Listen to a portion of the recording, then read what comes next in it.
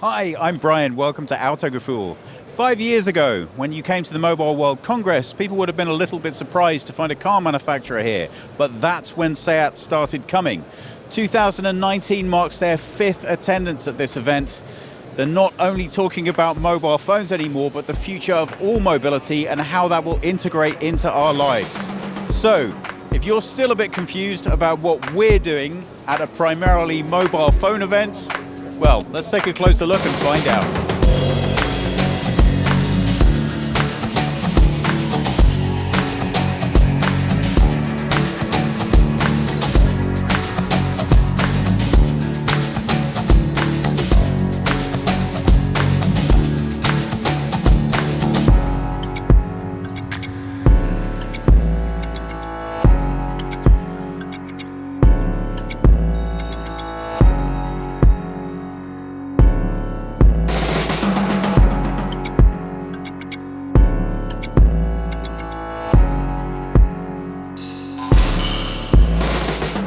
It's not only SEAT that's changed a lot in the last 5 years, it's also the world of mobile phones and mobility. As you can see from this electric scooter, which would have been a real head turner until even recently, now the idea of finding these available for hire around towns right across the world doesn't seem so radical anymore. What is radical is the way in which car manufacturers are starting to change the way they talk about mobility. They're no longer thinking of themselves only in terms of producing cars, but addressing how they're going to produce a product that will relate to our future mobility requirements. SEAT say that they expect within 20 to 30 years, most of the cities around the world will ban private use cars.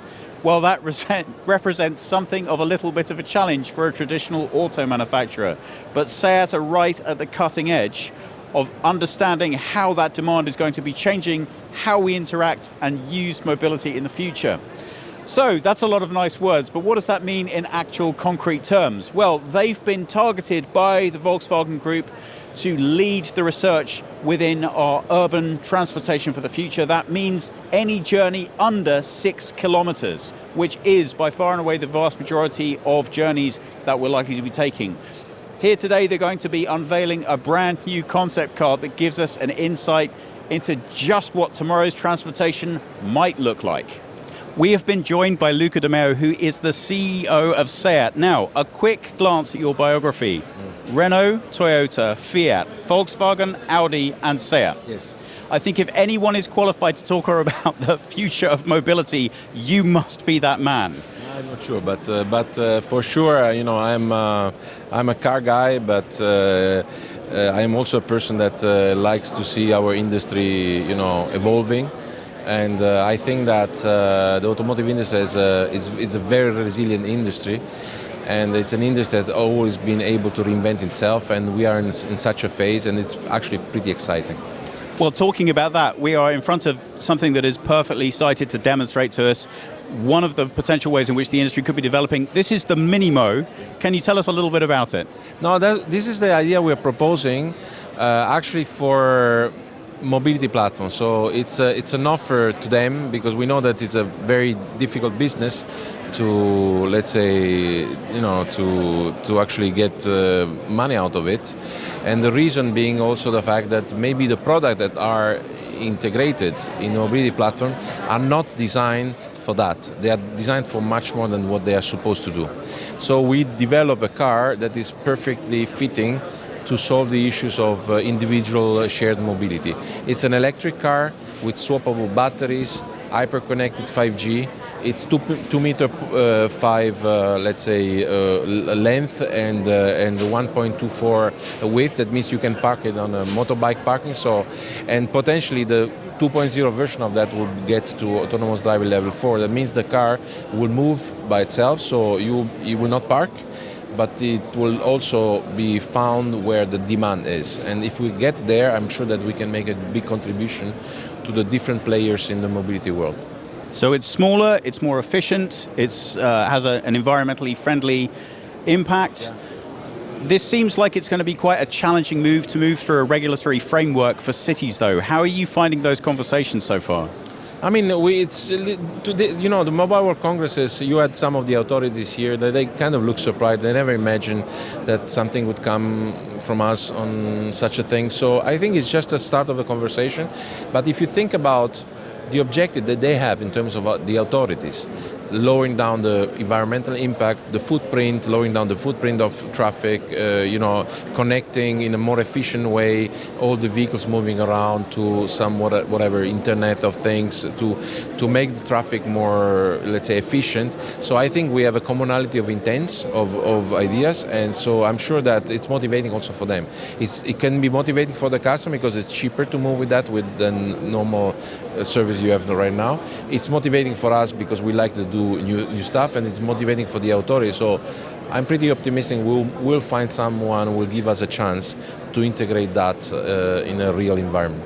So what kind of time frame do you think we could be looking at realistically for a test phase of a product like this actually being able to experience trials on the streets? I think 2 or 3 years could be, let's say, something that I could imagine, right? Yeah, I mean, technical, but then we have to see. It depends a lot on what also the reaction of you know, mobility platform. If they are not interested, if they don't see the potential of that, then it's not worth doing that. Now that's also the role of concept car. Concept car is there to stimulate people's imagination.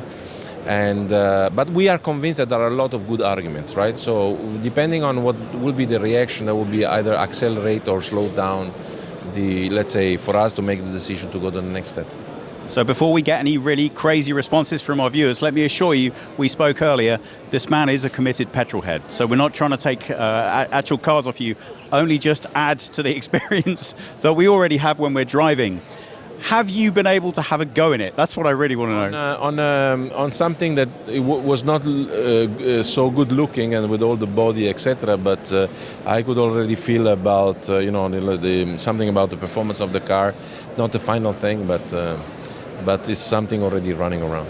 So I'm guessing Barcelona, as much as it's home, is still going to be a bit challenging in terms of a city for a trial. Yeah. I'm assuming you'd look for a smaller city. Yeah. And what kind of test fleet, what kind of numbers of these things would you like ideally to run a test with? I don't know, because it depends on, you know, whether you are trying to test only the technology, then you need a few protos. But when you want to try, let's say, a real fleet, you need to go in the hundreds, right? To really have some kind of interesting and relevant mock-up of the thing, right? So the technology can be done, let's say, with relatively few prototypes. We have already products that where we don't run prototype anymore. It's all digital in normal cars. Wow.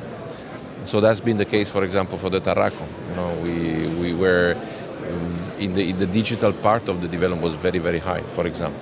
So that's not the point. The point is how this thing will work when you put it in a city center, even if it's a small city. How does it work? Where is demand? What are the issues? You know, and when you talk about autonomous driving, that's the other more complicated thing. That's why we're going to wait until the technology will be reliable, cheap, but also the regulation will be clear. Now that's my last question. I know you're extremely busy, so I don't want to take up any more of your time.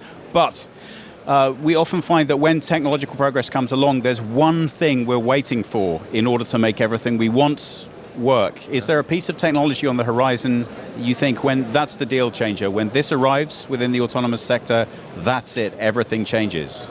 I think that one of the topics of the Mobile World Congress is the 5G, right? And I think the 5G obviously is an enabler to the autonomous driving cars. You won't have an autonomous driving car without a strong possibility of connection to whatever, some communication infrastructure. Where is a specific thing? There's debate. There is let's say, a discussion about a specific infrastructure of autonomous driving, or you use the 5G thing. That's the debate right now. I don't enter in that because I'm not a specialist, but I think that if 5G is clearly deployed and you have 100% coverage, that for us will be pretty much of a game changer. So this could be one of the big things. That's a huge deal, and of course the battery development as well gets better and better. I'm very excited. Last year we're at Geneva Motor Show and we're talking a lot with SEAT about the battery development. Yeah. Interchangeable batteries, that's a real game changer, I think, for small vehicles, especially for their practical application. Yeah. It's great to look at. I'm really excited. seriously to hear your excitement about the future and what we can look forward to, and we can't wait to give it a try. Thank you so much for your time. We'll keep doing Cupras for sure, don't worry. But oh yes. That's like to do. Thank you. At this stage, the Minimo is of course just a concept. As Luca Di Meo pointed out earlier on, the problem with car share companies as they currently exist is that they just don't make any money. A lot of the reason for that is that the infrastructure that surrounds and supports them is far too complicated and far too expensive. So there are some real ideas that suggest innovation that come alongside this car. One of those is that it won't ever be parked. That's a huge extra cost. When it's not being used, it's supposed to cruise in specially designated lanes, only at about walking speed.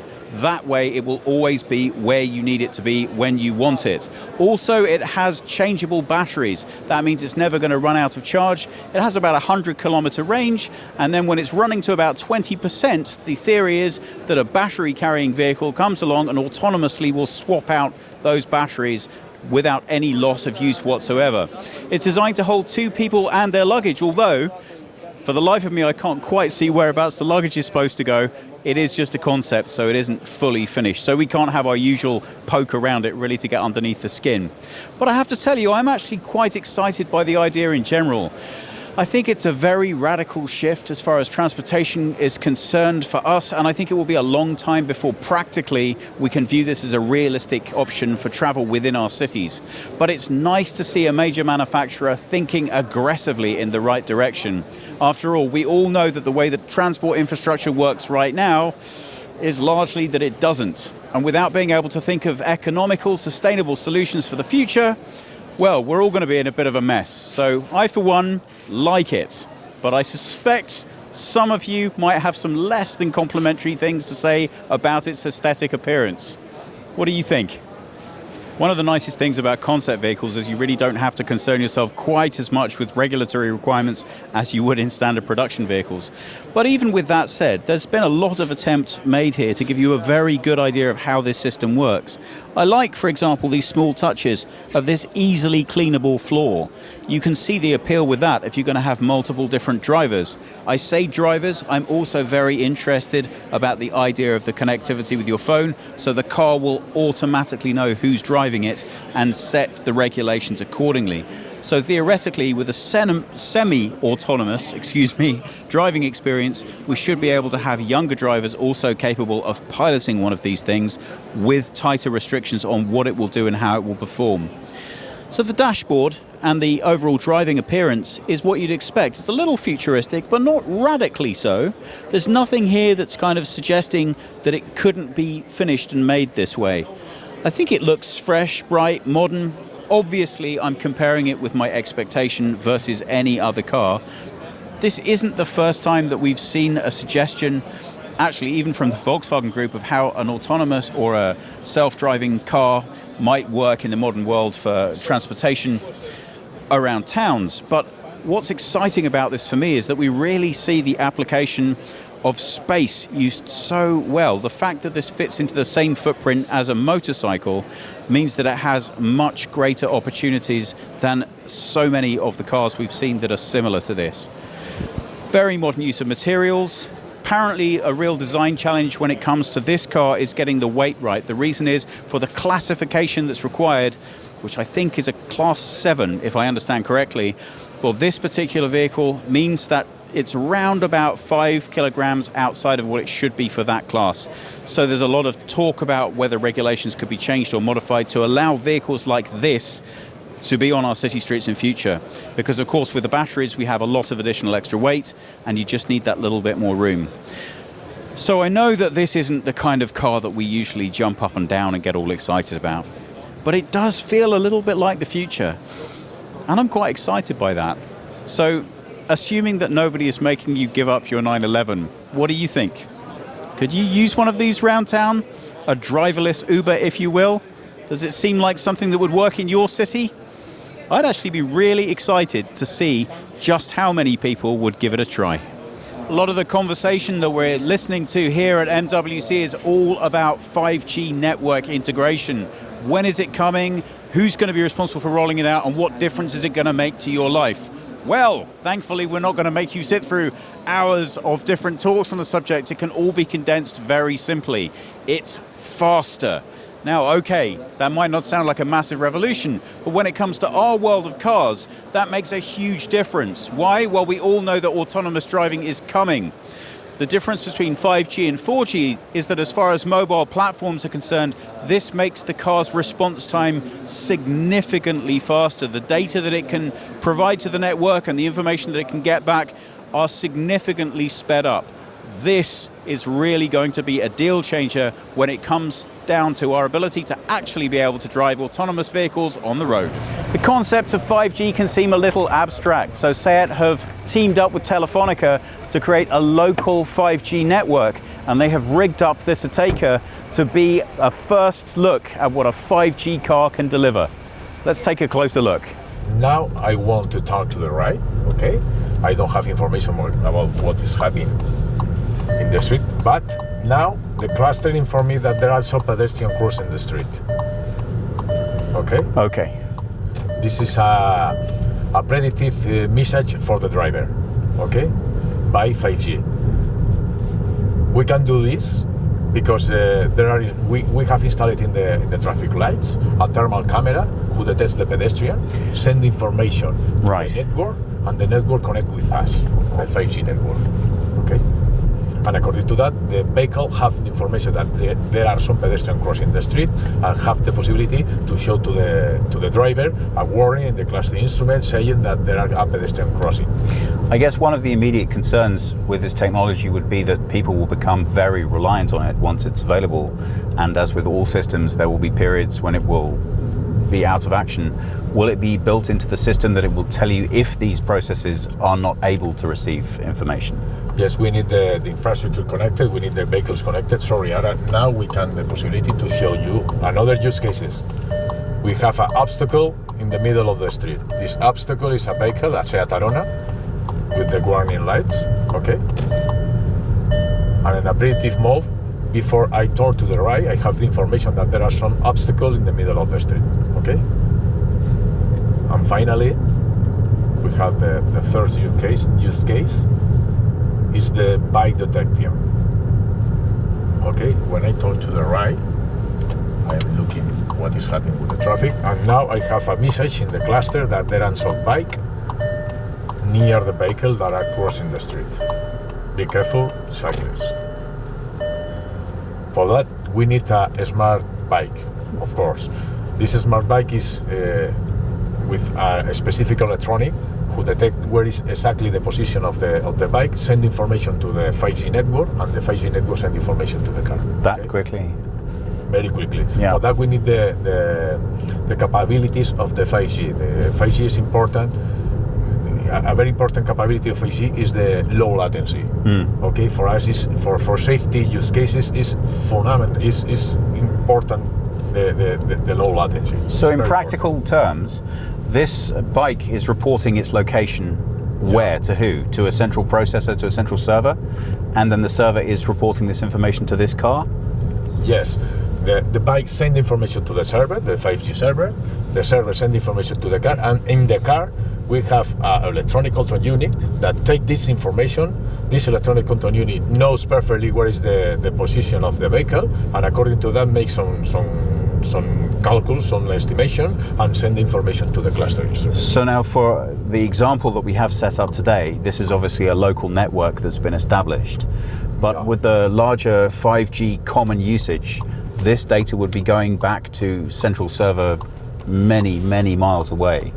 And that low latency will still be able to provide this speed, or will this be locally managed information? I guess what I'm saying, does the car then essentially become the server, or are we still sending information to the server and back to the car? We are still sending information back to the server, and that's the concept of multi-access edge computing, one of the features of 5G networks, okay? We are here using a multi-access edge computing server. Okay. So I don't know if the microphone picked up on that, but if it didn't, that is one of the features of 5G, is just that the ability of communicating data at speed, which seems like a fairly straightforward idea because you can see in the video, okay, great, so that means we can get high def But what else does that mean? In terms of cars, is extraordinary because it means our ability to interact and share data is almost instantaneous. And in terms of the impact that can have on us being safe in our vehicles, it really could be revolutionary. Is that right? Yes, that's the right. That's a relief. That's the right. Yes, that's Great, the right. Today, great. today we are managing all the information inside the car. In the future, we need this management of information when the vehicles send information to the server. The name is the smart data. Data for the cars. We have all the information in the cloud, and we have the possibility to make something about this. Okay, we don't need more electronics in the vehicle, but this is the future. And then, of course, we have all the issues as to whether people will partake enough to provide us with the data they need, because whether they perceive their safety is more important or the privacy of their data usage. It will be really interesting to see how that plays out over time. Yeah. Guys, thank you so much for taking the opportunity to show us how this technology could be used today. Thank you. It really promises to be exciting. Okay, thank you very much. Well, there's really quite a lot of information to unpack from today, and I guess that's the whole point of the MWC. There's lots of new ideas and lots of things to consider. As it relates to SEAT specifically, well, it's nice to see the new car concept, but you have to think the amount of regulation that will be required to make that effective is going to be significant. First, you have to decide what the vehicle technically is, then you have to decide what are the legal rights associated with using one or being responsible for one. And in the middle of all of that, you have to pay close attention to what's happened to all the bike rental firms. Can it make money if you take the destruction of the unused vehicles into account? Will people respect them in a way they haven't respected the bikes and the scooters? I'm not quite sure. Meanwhile, 5G promises all kinds of exciting new features. But in order for everything to be able to communicate with everything else, that requires for the people that have the devices to give permission for that to happen. Is everyone going to be comfortable doing that? I'm not sure. I, for example, regularly use Google Timelines because when we go out shooting on location, it's incredibly helpful when we find somewhere useful to know where we've been. In exchange for that, I'm prepared to sacrifice my anonymity in terms of where I am and what I'm up to. But not everyone I know feels exactly that way. And once your car is fully networked and you know that the company who sold you this car has access to all of that data, is that going to be a compromise that you're happy with? I don't know. It's going to be very interesting to find out. From the 5G car that we just tested, the most practical application that occurs to me is certainly the integration of this technology into fixed traffic furniture. If the car is getting information from static objects like traffic lights or simply bollards, then I don't really see any argument against that or you giving permission for the car to talk to those things, and that will provide you with a lot more usable information as a driver on the road. Well, whether you like technology and development or whether you don't, the fact is they're coming and you're not going to be able to avoid them. I think the key is to develop this technology at a speed that makes it possible for us as consumers to embrace it without having to give up all of the things that we love so very much. And yes, of course, I'm talking about the internal combustion engine. I think SEAT might be right. That could be gone from our towns in as close of a time as the next 20 years. But as long as we still have places to drive them, they'll still be able to keep us all smiling a while longer. If you have any comments or questions about anything that we've covered today in the film, please pop them below. Please subscribe. We hope we'll see you all again soon. And until then, if you get the chance, check out one of these. They are all kinds of fun.